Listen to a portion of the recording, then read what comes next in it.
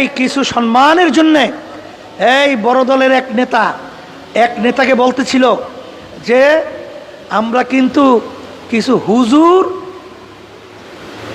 টাকা দিয়া কেনার জন্য কার্যক্রম শুরু করছি।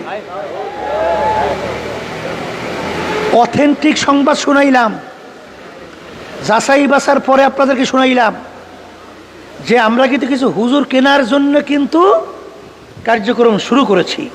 আল্লাহ যেন আমাদেরকে হুজুরের লেভেল লাগাইয়া আমরা যেন এই দুনিয়ার মোহে পইরা আমরা যেন ওই খসরাত দুনিয়া ওয়াল আখিরা। আর আল্লাহ রাসূল সাল্লাল্লাহু আলাইহি ওয়াসাল্লাম বলছেন আল ইলম খয়রুল খেয়ারে খেয়ারুল উলামা শাররুল শিরারে শিরারুল উলামা। আমরা যেন, আল্লাহ মাফ করুক, আমরা যেন সবচেয়ে খারাপ, আল্লাহ রাসূল সাল্লাল্লাহু আলাইহি ওয়াসাল্লাম বলছেন আলেম হইয়া যারা এই দুনিয়ার মোহে তাদের চিন্তা ভাবনা কোরআন এবং হাদিসের বাহিরে তারা যদি চলে তাহলে সেটা হলো সবচেয়ে নিকৃষ্ট।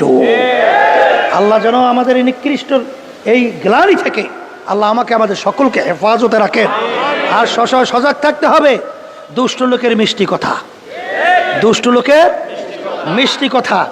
যখন চোরামি করে, চুরি করে, তখন কিন্তু দেখবেন আপনার সামনে খুব কৌশলী, খুব সুন্দর সুন্দর কথা বলি, কিন্তু ওর নজর কিন্তু পকেটের দিকে, কখন আপনার পকেট মারবে। অনেকে কিন্তু আমরা লেবাস লাগাইয়া ইসলামের শক্তিদের উত্থান না হতে পারে দুই একটা সিটের জন্য এই 53 বছর ইসলামকে জবাই করছে, সামনে যেন না পারে অন্যায় প্রতিবাদে আওয়াজ তুলতে হবে। ওরা বাংলার জমিনের মধ্যে আল্লাহর রহমতে পারবে না ইনশাআল্লাহ, এই আশাবাদ ব্যক্ত করছি।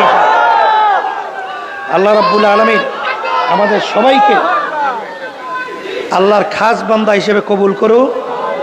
দোয়া কি সহজে হুজুর করবেন? আল্লাহুম্মা আমিন। রব্বানা আতিনা ফিদ দুনিয়া হাসানা ওয়া ফিল আখিরাতি হাসানা ওয়া কিনা আযাবান নার। রব্বুল আলামিন, আপনি আমাদের জীবনের গুনাহ খাতা মাফ করে দেন। আল্লাহ মাহফিলকে আপনি হেদায়েতে জড়িয়া বানায়া দেন।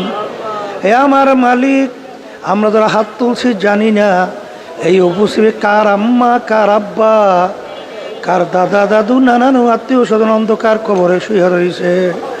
এ আল্লাহ, আল্লাহ বিশেষ করে জুলাই এবং আগস্টের বিশেষ করে আল্লাহ যারা নাকি শাহাদত বরণ করছে, আল্লাহ তাদেরকে বেহেশতের ভিতরে দরজা বলন্দ করে দেন।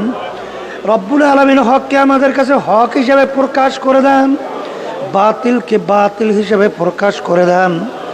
আল্লাহ আমাদের সবাইকে আপনি হকের পক্ষে থাকার তৌফিক দান করেন রব্বুল আলামিন।